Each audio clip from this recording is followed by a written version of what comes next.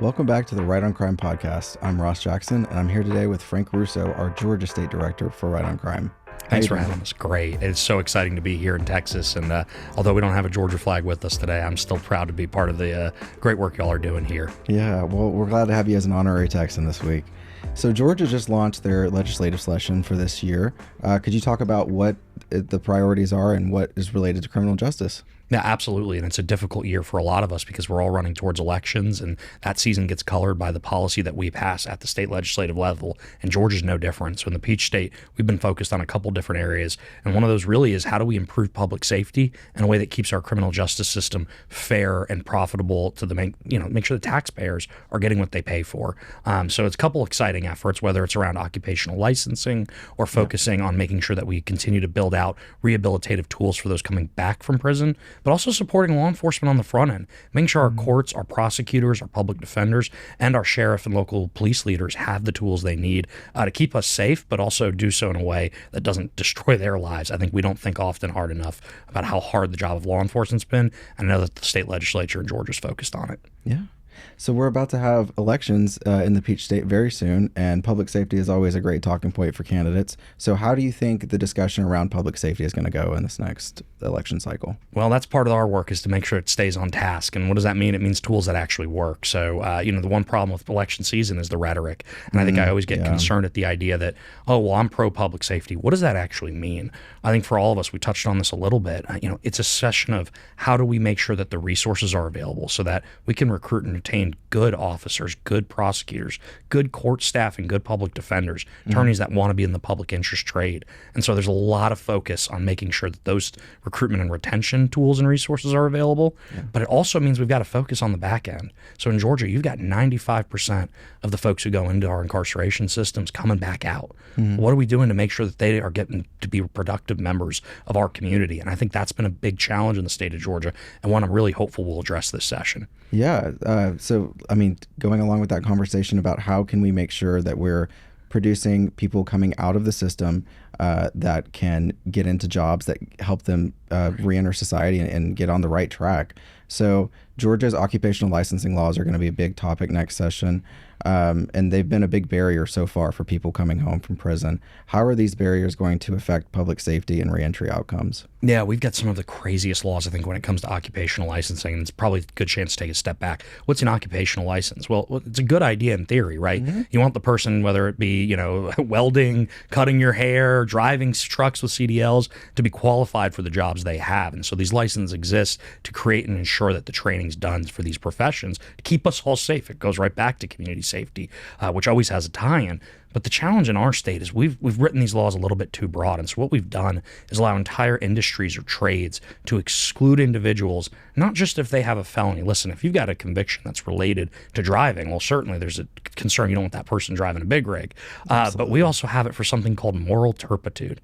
Your guess is as good as mine, as is the courts, on what that actually means. But what it unfortunately has become in practice is that entire profession and industries can exclude a class of individuals who are coming out for things like driving offenses or even smaller or more serious offenses that they've since been rehabilitated from, but have no relation to that actual trade or profession. So you're excluding a class of people who then can't go on to have successful tools at their disposal. What kind of lifestyle do we think we're pushing them towards? It's not a good one. Yeah, I can completely see that. So what solutions legislatively are out there that are being proposed to make sure that we're having correct occupational licenses, one that maintain professional standards, but also ensure accountability and that we have a fair chance for people wanting to enter these fields? Absolutely. And we've been really lucky to have a lot of different lawmakers on both sides of the aisle, but even from the conservative movement, lead on this front, because we don't want those government barriers to hold back, individuals who are qualified for these programs. And so we've seen some really good progress in both chambers last year. A version of legislation that kind of pulls back these tight restrictions were introduced and passed.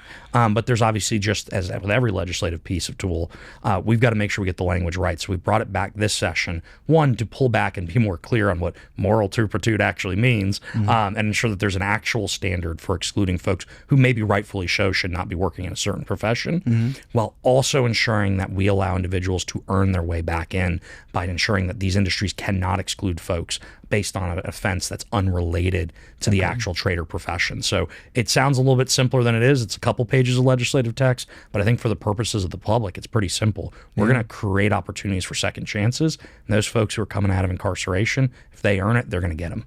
Yeah, this is great. And Georgia, like many states around the country, has a problem of thousands of unfilled trade jobs. How could licensing reform and job training for people coming home help to fill those gaps and strengthen our communities and their workforces? Right, and we've seen this across the country, but Peach State's sadly no exception, and I think it's a good thing. One thing I'll say about our state, under the great leadership we have now in all chambers, at the governor's office and beyond, is we have the #1 state for year after year for doing business. We know we're close with our friends in Texas, but we're trying to be ahead of the curve. Yeah. But that also leads to tens of thousands of jobs, and I do mean tens of thousands of jobs being unfilled.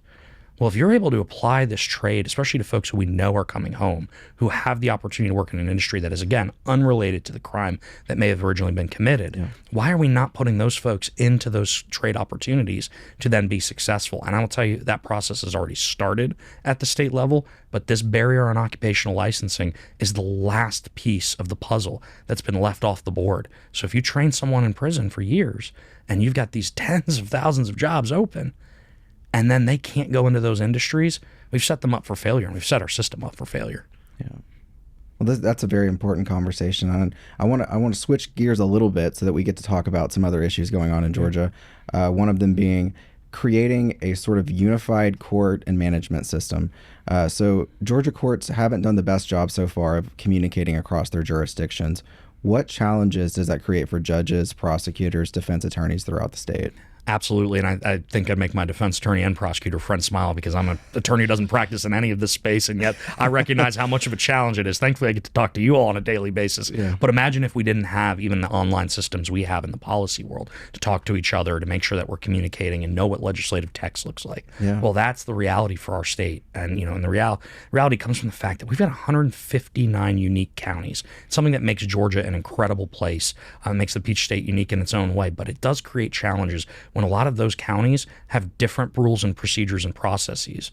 So finally, and again, thanks to the great conservative leadership in the state, this was a recognition. So resources for the first time last session were put towards more of a not unified court system in the way that we're going to tell counties suddenly how they have to operate. That's not how we do things in our free state of Georgia. But we do want to create a process where, whether it be through e-notifications, e-online systems, whether it be a unified online data repository, we are going to create a set of online procedures, a clearinghouse that where all of that county data, ongoing cases, prior cases, opportunities for folks to get a sense of what their court dates are all going to be available from a statewide perspective to counties, to all 159 counties.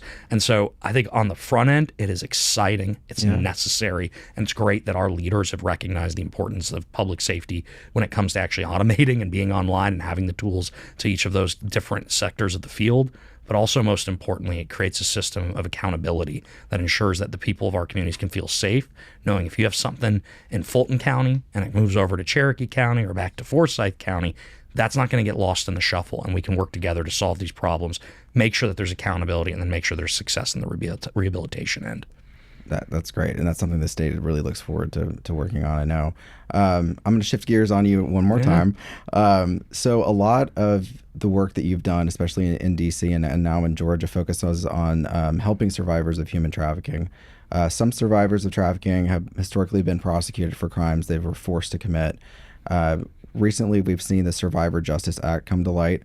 What can it do to change that, and how could it be implemented in a way that's both more just and benefits public safety? Yeah, absolutely, and I'll start where you left off, which is the public safety element of this conversation is a little bit more challenging or complex, but it makes sense once you unwind it. So I'll try to do that, and it's really a question of what does human trafficking look like? I think we all know it involves force, fraud, or coercion, whether it be sex or labor trafficking.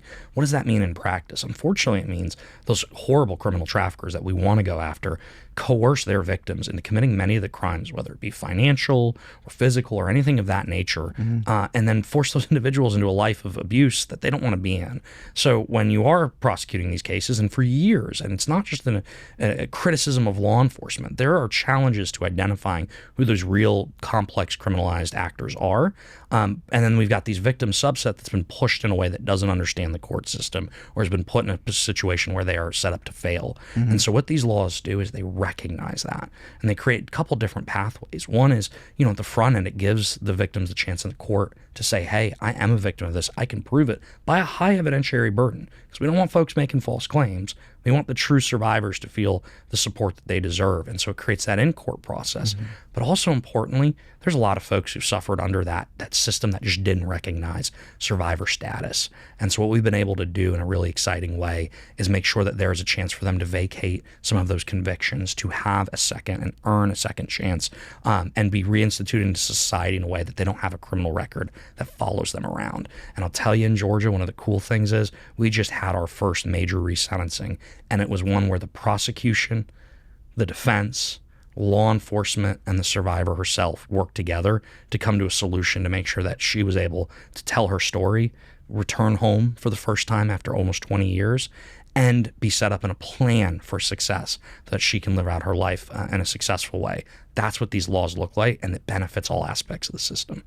Yeah, it's so encouraging to see all that going on in Georgia, especially getting to work on this in Texas. Like the impact is unimaginable. Like, it affects so many people, and I'm so glad so many states are addressing this. Red, blue, purple, everybody's on the same page. We need to do something about it, and we're so excited about the work that's happening in Georgia. Well, and you've hit something on the head, which is it doesn't just, obviously the most important thing is to support survivors, but it doesn't just impact them. It impacts our ability to go after the actual criminals. Yeah. People do not want human traffickers in community. One of the great pieces of the last few years is that we do have this focus and attention on the trafficking problem in America. That's a problem for the traffickers. They have operated in the dark for too long.